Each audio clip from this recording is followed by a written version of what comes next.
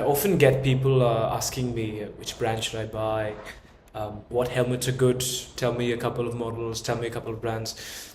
Each brand is only as good as its last product. That's what I really believe in. But if you ask me for recommendations and you ask me for which brand, I will refrain from answering. The fit, it's of utmost importance. It should be one step away from painful. Ideally do this. A good helmet, a good fitting helmet will squish your face like this, which is what you want. You want that. Go to a shop. There's many shops. If you do not have a suitable shop in your vicinity, it is perfectly alright, even recommended, to travel to another city. There's lots of motorcycle events that happen, but try to wait for an event because a lot of helmet brands show up there with their stock, and they will often let you try on their helmets, from the cheaper ones to the more expensive ones. I go and trouble brands and I ask them, can I try this, can I try that? I carry a balaclava and I trouble them. Only buy online if you've already tried that model, not that brand. Or if you have free returns, right? Free and quick returns, convenient returns. Each model is different, even in the same brand. So unless you have free returns, please don't order online. When you're at the store, just filter out anything that is not ECE 22.06, 22.06. ECE helmets have gotten very, very cheap. You do not need to be trying to save money anymore. They've gotten very cheap. FIM is good to have if you're planning to go on track anytime soon. Otherwise, it's not necessary. But if you're planning to do some track riding or some very, very heavy sport riding, if you know you'll be engaging in some lawless activity, I don't encourage you to. But if you know you are, then FIM's a good choice. But yes, if you're planning for track, FIM. If not, minimum ECE 22.06. ECE 22.06. Whatever your budget is, doesn't matter. Try out all the helmets they've shortlisted within your budget that meet the above criteria of fitting well, ECE 22.06, right? Wear them for at least 20 minutes. At least 20 minutes. Longer if you're unsure. Wear them for at least 20 minutes and wait to see if there's any concentrations of pain on your head. What will happen if the shell shape doesn't accommodate your head? You will develop certain pain spots around your head. The most common one is usually in the front, right?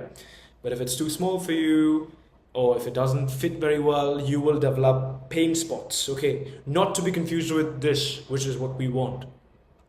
Pain spots are different. If there's pain spots, that it doesn't fit you well, try something else. How do you determine whether it's tight enough, whether it fits well? Well, the basic principle is that your head should not move without the helmet. So if you grab the chin bar, you turn it to the side, try to turn it to the side, your head should be moving with it. If the helmet is moving without your head, it's too big for you, try a size smaller. If you have a bit of extra cash to spare, I would highly suggest do not look for a color that goes along with your bike or your other gear. Get a pin lock. Pin lock is good, it works, just get it. You will eventually get it because you'll be so sick of the helmet fogging up, it's not worth it to try to skimp on the cash at that time. If you can get it, please get it, don't wait, because you'll be buying it nonetheless. We finally come to brand, okay. There are some things that you still leave to the trust of the manufacturer. So make sure you trust the manufacturer. Just do your research. There are some manufacturers that might meet your criteria, but you just don't trust. For example, for me, it's Apex and not Apex, sorry, Axor and Axis and SMK. These are budget helmet brands, and yes, they meet ECE 22.06, but they're very, very cheap. They're very, very affordable. Well, I shouldn't say cheap, very affordable. But something about them just rings alarm bells in my head. I just can't trust something which is priced that suspiciously.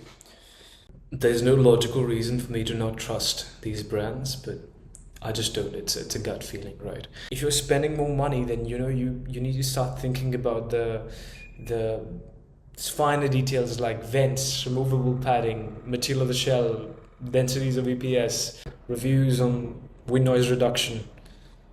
What the fuck am I talking about?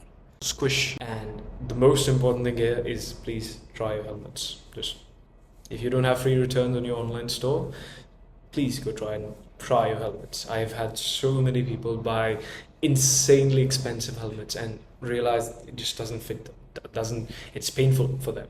Really wanted to put this information out there in a more accessible format. This is already a written guide on the motorinc app by the channel motorinc, hosted by Shumi and Kartikeya, lovely people. I've been following it for quite a long time, but this was my written post on there, and I just wanted to vocalize it. And have a lovely day, ladies and gentlemen.